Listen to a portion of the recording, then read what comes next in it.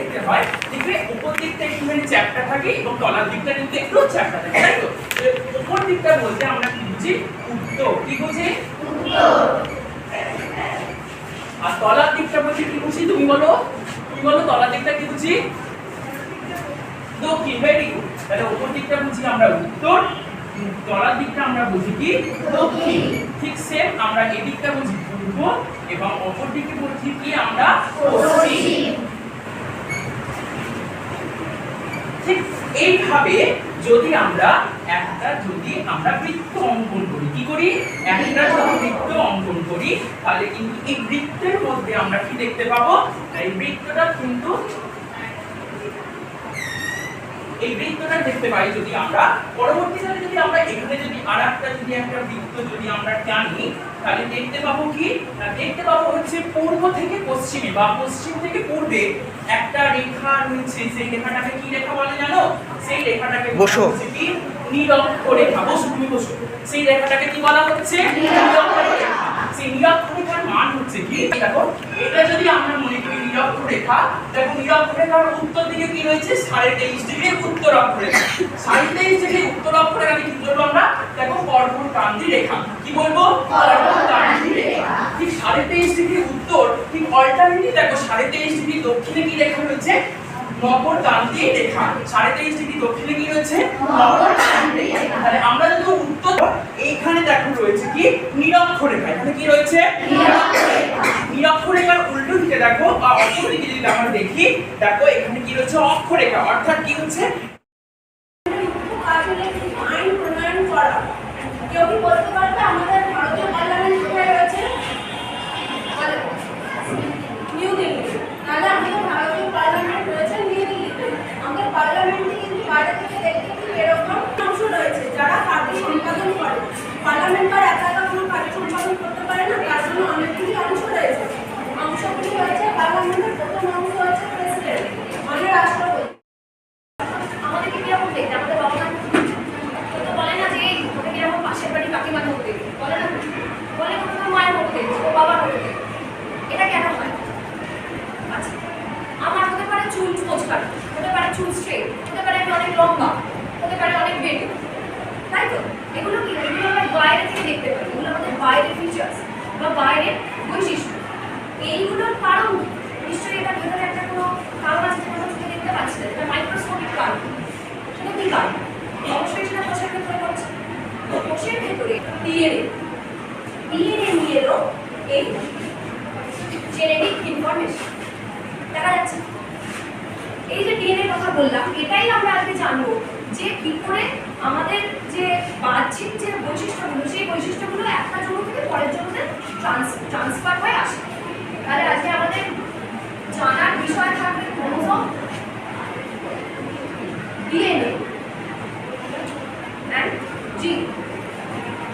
এই যে আমি একটু বললাম ডিএনএ কথা, ডিএনএ ফুল ফর্ম কে জানে? বলো, কেউ একটা বলো ডিএনএ ফুল ফর্ম বলো। এই যে বললো ডিঅক্সিরাইবোনিউক্লিক অ্যাসিড, এর মধ্যেই লুকিয়ে আছে জিনিস। ডিএনএ যে একক সেটাকে আমরা বলি নিউক্লিওটাইড। ঠিক কথা? নিউক্লিওটাইডটা তৈরি হচ্ছে তিনটে জিনিস। কি কি জিনিস সেগুলো আমরা চ্যাপ্টারে দেখব।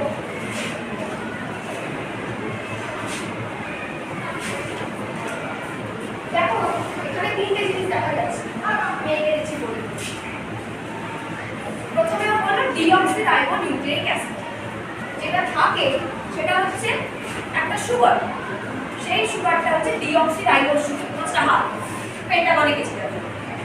আরেকটা থাকে হচ্ছে ফসফেট গ্রুপ, 2 নম্বর হলো। 3 নম্বর কি বললাম? বলছি নাইট্রোজেন বেস। নাইট্রোজেন তুমি বলো তপন কর। Very good. তাহলে তপন কর কি সেটা আমরা এবার জেনে নিই, কারণ এটা জানা আমাদের ভীষণ গুরুত্বপূর্ণ।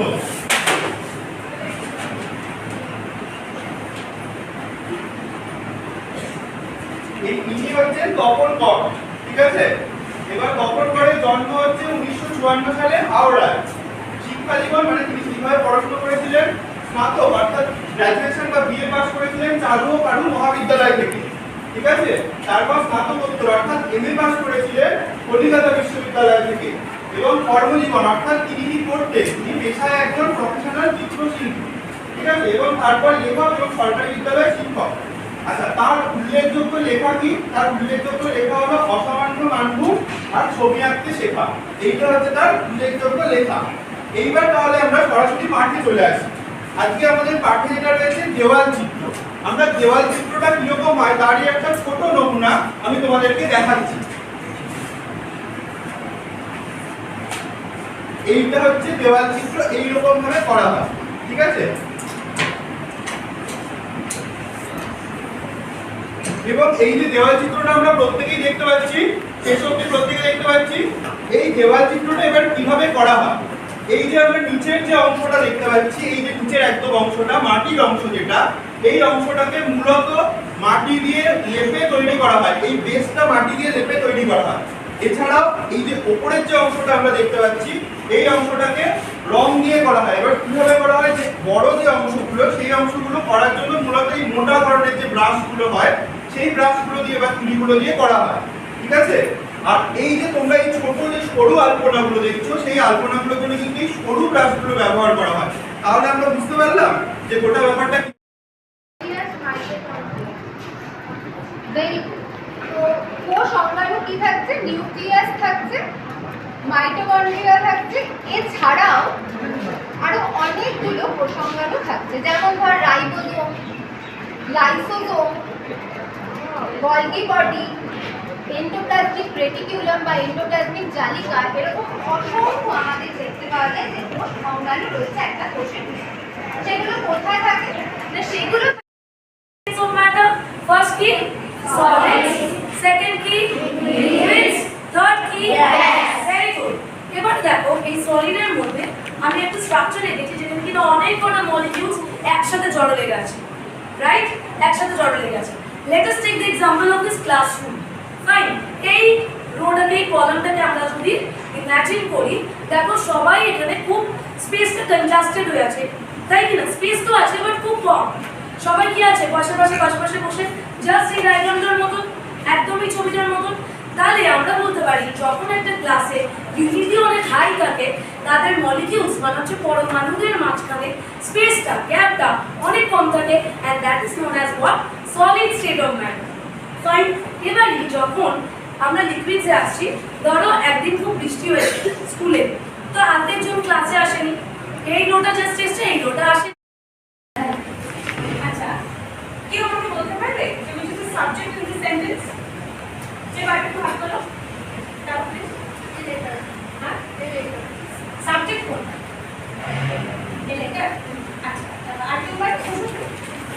বলো। রিনা, ভেরি গুড। তাহলে রিনা হচ্ছে এখানে subject, which is the word? word কোনটা? কে বলতে পারবে? হ্যাঁ, হ্যাঁ, রাইটস হচ্ছে verb। বসো, sit down। আচ্ছা, আর অবজেক্ট কোনটা এখানে? হ্যাঁ, এলিমেন্ট। তাহলে এলিমেন্ট। এবার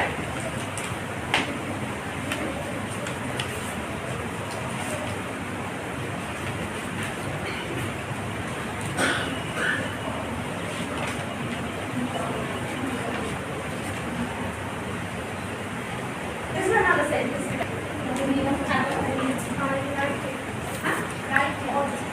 আচ্ছা, আর কেউ বলতে পারবে? অবজেক্ট কোনটা? হ্যাঁ, রিনা, ভেরি গুড। তাহলে রিনা হচ্ছে অবজেক্ট। আর তাহলে ভয়েস কি? The voice of the verb tells if the subject performs or receives the action. মানে এখানে সাবজেক্ট হচ্ছে কে? রিনা। রিনা writes a letter. তাহলে এখানে কে কাজ করছে? রিনা কাজ করছে। কি করছে? রাইট। তাহলে রিনা এখানে হচ্ছে পারফর্ম করছে, এখানে সাবজেক্টের উপর কাজটা হচ্ছে। সাবজেক্ট কি করছে? রিনা একটা রিনা নাম। তাহলে আজকে আমরা কি শিখবো? নাম। নাম মানে হলো বিশেষ্য পদ বা নাম। এবার তোমরা দেখো, আমি একটা চার্ট এখানে দেখেছি, বেশ কালারফুল চার্ট। দেখো আমাদের ভালো লাগছে কি না? আগে বলো। নানা রকম রং চোখ যাচ্ছে, গুড। তাহলে আজকে আমরা কি করবো? এটা দেখে কি তোমরা করতে চাও? করতে চাও? শিখতে চাও? Very good. সো দেখো আমরা আজকে শিখবো নাউন কাকে বলে।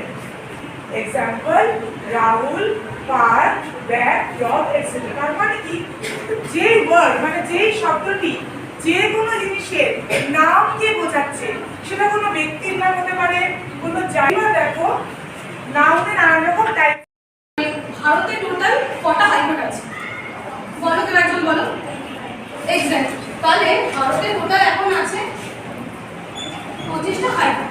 এবারে ভারতীয় সংবিধান অনুসারে তোমরা জানো ভারতের সব রকম রুলস এন্ড রেগুলেশনস মানা হয়। সংবিধান অনুসারে সংবিধানের 214 নম্বর ধারাতে বলা হয়েছে যে প্রত্যেকটা রাজ্যে একটি করে হাইকোর্ট থাকবে। এবার তোমরা বলো তাহলে অঙ্গরাজ্যে কটা করে হাইকোর্ট হচ্ছে? একটি। এক্স্যাক্ট, একটা করে। তাহলে প্রত্যেকটা অঙ্গরাজ্যে একটা করে হাইকোর্ট হচ্ছে।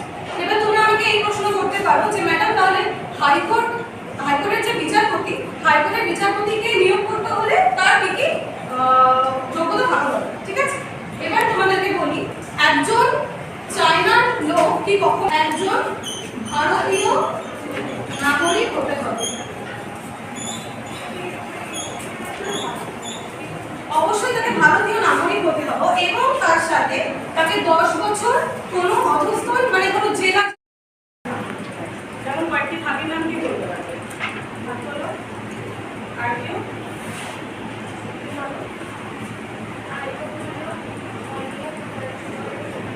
আকারের উপর নির্ভর করে আমরা ঘনবস্তুকে অনেকগুলি শ্রেণীতে ভাগ করতে পারি। তাদের মধ্যে কয়েকটি হলো ঘন, আয়তন ঘন বা লম্ববৃত্তাকার চোখ বা লম্ববৃত্তাকার শঙ্কু বা গোলাকার, আরো অনেক রকম জিনিস পাওয়া যায়। আজকে আমরা করবো এরই মধ্যে এই লম্ববৃত্তাকার চোখ, ঠিক আছে? তো আমরা এখানে দেখতে পাচ্ছি, এখানে আমি একটি লম্ববৃত্তাকার চোখের আকারের একটা মডেল নিয়ে এসেছি। তো আমরা এখানে কি দেখতে পাচ্ছি, এইটার মধ্যে কতগুলি তল রয়েছে? কেউ বলতে পারবে কতগুলি তল রয়েছে? ভালো করে বলতে পারো। হ্যাঁ, 3টি তল রয়েছে। এই যে এই ওপরে একটি তল, এই দিকে আরেকটি তল, আর এই মাঝখানে গোলাকার যে তলটি রয়েছে সেটি আরেকটি তল। তাহলে এই যে এখানে যে দুদিকে আমরা যে দুটি তল আমরা এই জন্য কিন্তু ব্রেনের কাছে কেটে পড়েছে, ঠিক আছে?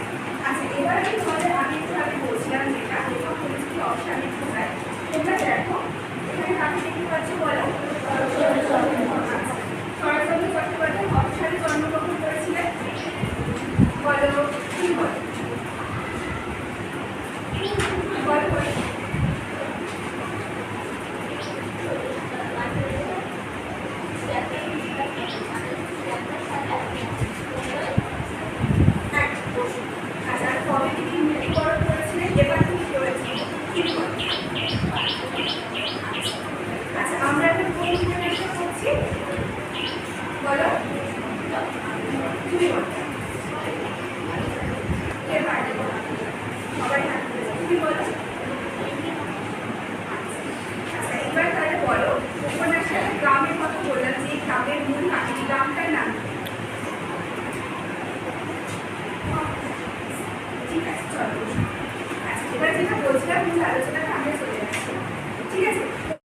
গ্রামের পরিবেশে নদী তো দেখা যায়, তাই না?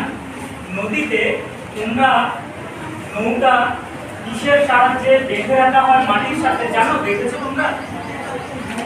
দেখেছো? আচ্ছা বলো তো, গ্রামের নদীতে নৌকা তো এমনি দেখাই যায়, সবাই দেখেছো, কিন্তু নৌকাকে বেঁধে রাখা হয় তোমরা বলছো, তোমরা শোনো। অজিত দত্ত কবি পরিচিতি দেখো,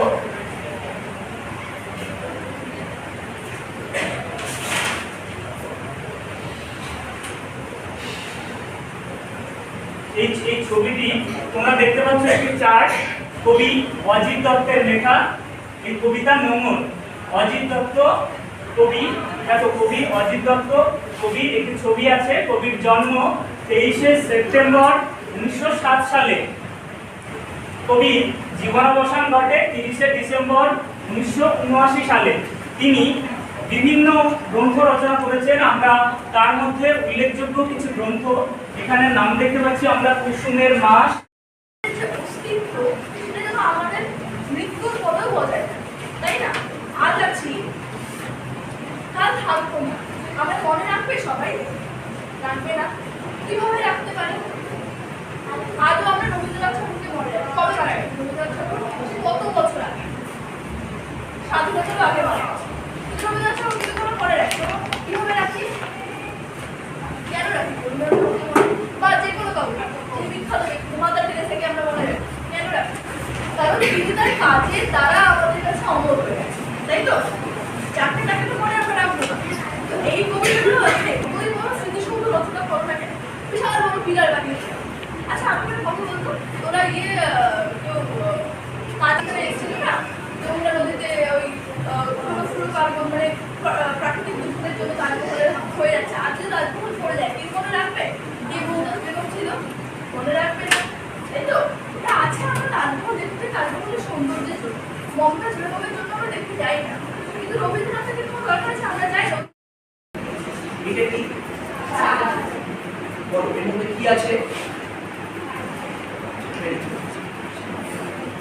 এটা কি বলো, এর মধ্যে কি আছে? ডিমে কি থাকে? তাহলে বলো, আমাদের প্রধান 4টি খাদ্য উপাদানের নাম কি? বলো। ভেরি গুড, ভালো। তাহলে আমাদের আজকের পাঠ হচ্ছে খাদ্য উপাদান, ঠিক আছে? আচ্ছা, এবার বলো এটা কি? বলো, তুমি বলো, তুমি বলো। দাঁড়াও, এর মধ্যে কি থাকে? বলো, তুমি বলো। খাবার আমাদের খেতে হবে, একদম প্রথমে কি থাকবে? শর্করা। তারপর কি থাকবে? দেখো, শাক সবজি ফলমূল, অর্থাৎ এইগুলো কার্বোহাইড্রেটে পড়ে ভিটামিন। তার উপরে কি আছে? মাছ মাংস। কি আছে? প্রোটিন। একদম উপরে কি আছে? স্নেহ পদার্থ বা ফ্যাট। আমাদের এই আটা বা চিনি, এটার মধ্যে কি দেয়? শর্করার মধ্যে কি দেয়? শক্তি। ঠিক আছে?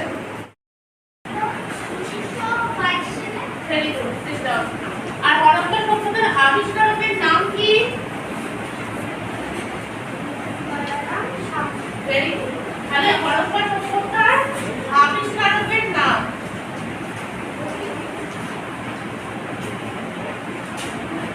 তাহলে একটা সিন্ধু সভ্যতা ক্যাটাগরি ক্লিয়ার হয়েছে। আর পরবর্তীকালে যখন সিন্ধু নদীর থেকেও বাইরে যখন এই সভ্যতার নিদর্শন পাওয়া যায়, তখন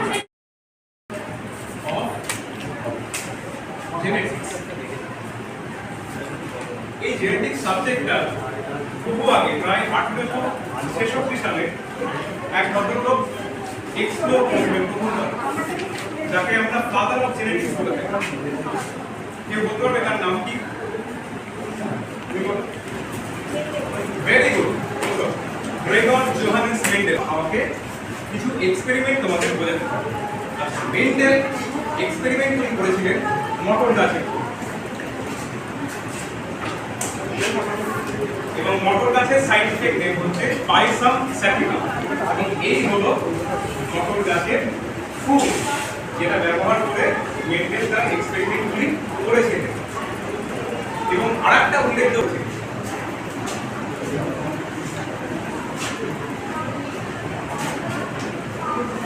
এই হলো 7 জোড়া বৈশিষ্ট্য মটর গাছে। কেমন? আচ্ছা, মেন্ডেল তার প্রথম ভাবে কি করলেন? প্রথমে তিনি একটি বিশুদ্ধ লম্বা গাছের সাথে একটি বিশুদ্ধ পর্বাকার বা খাটো গাছে একটা করে তীর দেয়া আছে। তো প্রকৃতি, মানুষ আর সংস্কৃতি পরস্পর সম্পর্কযুক্ত, একে অপরকে ছাড়া কখনোই সম্পদ ঘটাতে হবে। তো আমরা বর্তমানে প্রকৃতির বিভিন্ন ধরনের কয়লা খনিজ তেল নিয়ে মানুষই সেই সব দিয়ে বিদ্যুৎ তৈরি করে এই সমস্ত লাইট পাকা চলছে। আবার মানুষই সংস্কৃতি তৈরি করছে, শিক্ষা শিল্পগুলো তৈরি করছে। এর ফলে প্রকৃতি ক্রমশ দূষিত হচ্ছে। তাই প্রকৃতির যে সমস্ত প্রাকৃতিক উপাদান, অর্থাৎ সূর্য কিরণ, জল, এই সমস্ত কাজে লাগিয়ে মানুষ আস্তে আস্তে সৌর বিদ্যুৎ বা জলশক্তি দিয়ে এই লাইট পাখা চালায়। তাহলে পরিবেশটা কম দূষিত হবে, মানুষ সুস্থ থাকবে, আর মানুষ সুস্থ থাকা মানে সংস্কৃতি, শিক্ষা, শিল্প এগুলো আস্তে আস্তে সমস্ত উন্নতি হবে। তো আমরা ছোটবেলা থেকে জলও একটা সম্পদ, আর এদিকে কয়লা পেট্রোলিয়ামও একটা সম্পদ। তো দুটো সম্পদের মধ্যে নিশ্চয়ই একটা পার্থক্য আছে। আমরা যদি সমুদ্র থেকে 1 ঘটি জল তুলে নিই, নিশ্চয়ই ওই জল শেষ হয়ে যাবে না। তাই জল হচ্ছে অফুরন্ত সম্পদ, এটাকে বলা যাবে হচ্ছে অপুনর্ভব সম্পদ। তো আমরা যে বলছি আস্তে আস্তে সম্পদটা শেষ হয়ে যাবে, তো এগুলো তো ভ্যাগাবন্ড এই শব্দটার অর্থ বাংলায় ভব ঘুরে বা যাযাবর।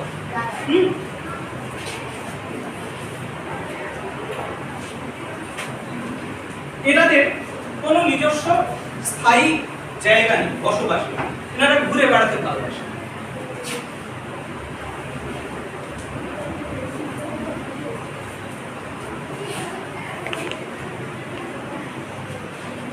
ঠিক আছে, এই কবিতার যিনি কবি রবার্ট লুই স্টিভেনসন, তিনি একজন বিখ্যাত স্কটিশ ট্রাভেল রাইটার ছিলেন। এই কবিতায় তিনি এমন কিছু বার্তা দিয়েছেন, সারা পৃথিবী জুড়ে ঘুরে বেড়াবার যে বার্তা দিয়েছেন তা আমরা বাংলার অনেক গানে পাই। রবীন্দ্রনাথের গান গ্রাম ছাড়াই রাঙামাটির পথ, কোথাও আমার হারিয়ে যাওয়ার নেই মানা, এই গানগুলোতে আমরা সেই মেসেজগুলো পাই। 19 শতকে ইউরোপে কি হচ্ছিল জানো? কি ঘটনা ঘটছিল? 19 শতকে ইউরোপে আরবানাইজেশন মানে শহর গড়ে উঠছিল। হ্যাঁ, তারপরে ইন্ডাস্ট্রিয়ালাইজেশন ঘটছিল। সেই অবস্থায় মানুষ প্রকৃতি থেকে ক্রমশ দূরে সরে যাচ্ছে। এই কবি তিনি প্রকৃতির কাছে ফিরে যাওয়ার কথা বলেন। ঠিক আছে, চলো শুরু করি। রাহুল লাইফ হিম, এখানে সাবজেক্ট কোনটা? রাহুল, ভেরি গুড, বসো। তাহলে এটা হয়ে গেল সাবজেক্ট। ভার্ব কোনটা? বলো, তুমি বলো। লাইফ, লাইফ হয়ে গেল ভার্ব, আর হিমটা কি? Object, very good. আচ্ছা, এবার রুলস স্ট্রাকচারটা কি আছে?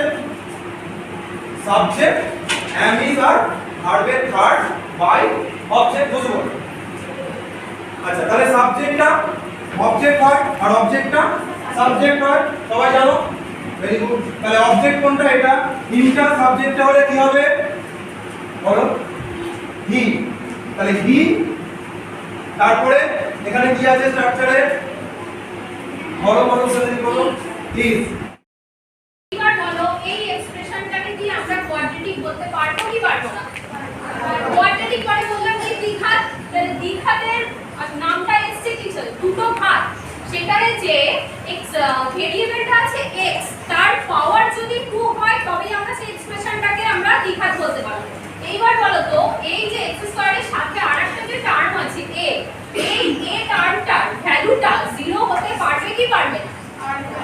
পারবে না। কেন পারবে না? কারণ a ভ্যালু যদি 0 হয়ে যায়, এর 0 এর সাথে কিছু গুণ করলে আমরা জানি সেটা 0 দেয়, তাহলে এই টার্মটা আলটিমেটলি দাঁড়াবে কিসে? bx c তে। কিন্তু এখানে তো x এর পাওয়ার আবার 2 থাকছে না, তাহলে সেটা দ্বিঘাত হতে পারছে না। তাহলে এইটা হলো আমার কোয়াড্রেটিক এক্সপ্রেশনের জেনারেল ফর্ম। b c যা খুশি ভ্যালু হতে পারে, 0 1 2 মাইনাস যা খুশি, কিন্তু a কিন্তু অলওয়েজ নট 0 টার্ম। এইবার যেটা করবো যে তার ফ্যাক্টরাইজেশন। দেখো আমরা সিম্পল একটা প্রথম শুরু করেছি একটা ফর্ম নিয়ে, সেটা দিয়েছি কি না x² + 4x + 3। তাহলে এখানে দেখতে পাচ্ছি যে x² এর কোএফিসিয়েন্ট নন জিরো আছে, তার মানে obviously এটা কোয়াড্রেটিক এক্সপ্রেশন। এইবার এটাকে আমরা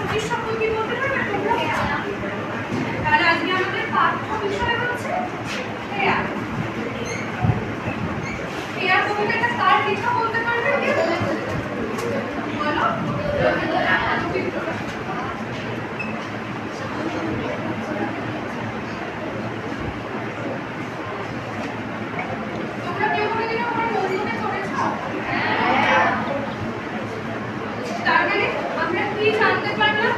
একটা নতুন শব্দ, তাই তো? খেয়া, নৌকা,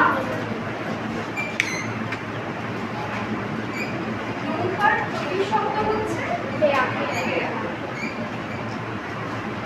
বোঝা গেল?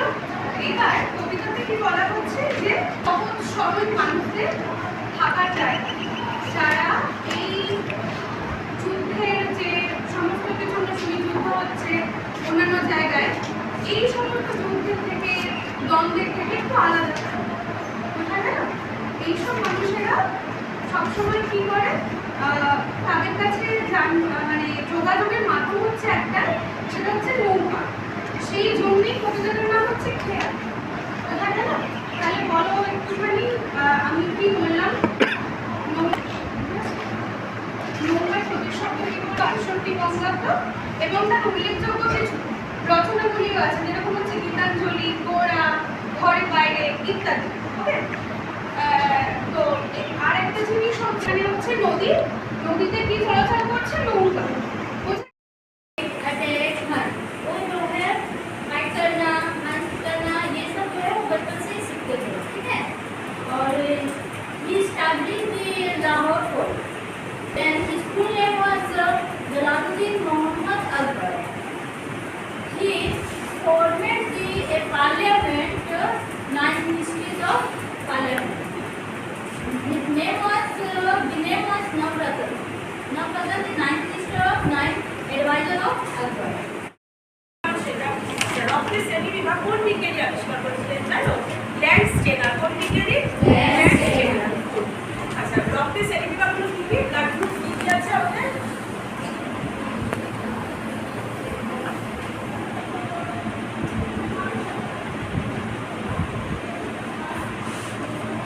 আচ্ছা, রক্তের শ্রেণীবিভাগ কি কি আছে? ব্লাড গ্রুপ কি কি আছে? বলতে পারবে কেউ?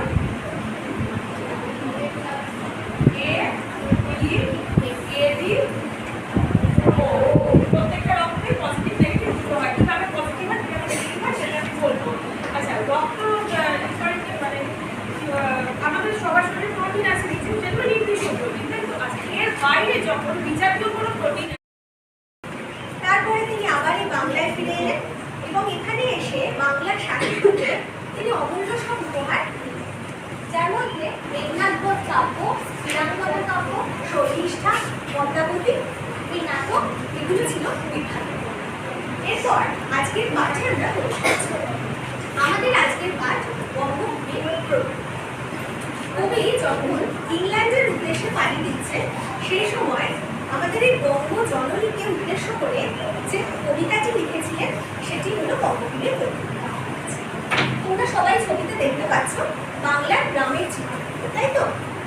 তাহলে বঙ্গভূমিকে আমাদের বাংলার মাকে উদ্দেশ্য করে তিনি বলছেন, রেখমান দাসের মনে এ মিনতি পরিপদে, সাধিতে মনের স্বাদ ঘটে যদি পরমার, মধুহীন করোনাগ তব মন করোনা।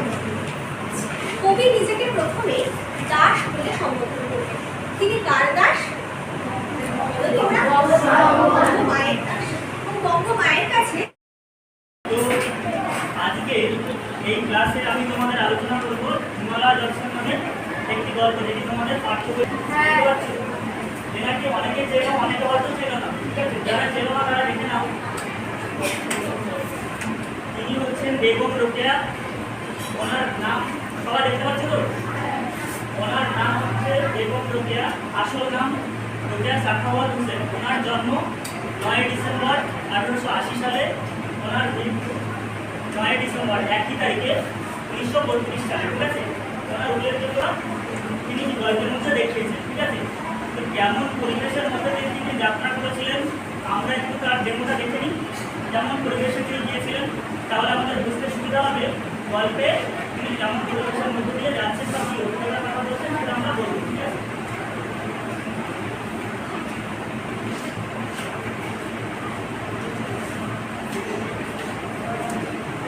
ছবিটা ভালো করে তোমরা লক্ষ্য করো তো। এই ছবিটাতে কি কি দেখতে পাচ্ছ? পাহাড় পর্বত দেখা যাচ্ছে, তো লেখিকা যে হিমালয় দর্শন নামের যে গল্পটা তিনি লিখেছেন, সেই গল্পে তিনি এমন একটা পাহাড় ভ্রমণের বর্ণনা তিনি করেছেন। তো এই রকম একটা পরিবেশের যে বর্ণনা সেটা তিনি তার গল্পের মধ্যে দিচ্ছেন এবং তাই তিনি গল্পের শুরুতে বলছেন যে তার যাত্রা পথ আমরা ধরো একটা পাহাড় যদি আমরা দেখি, তিনি পাহাড় ভ্রমণে যাচ্ছে, পাহাড় যদি আমরা দেখি, তো তার যাত্রা পথ ছিল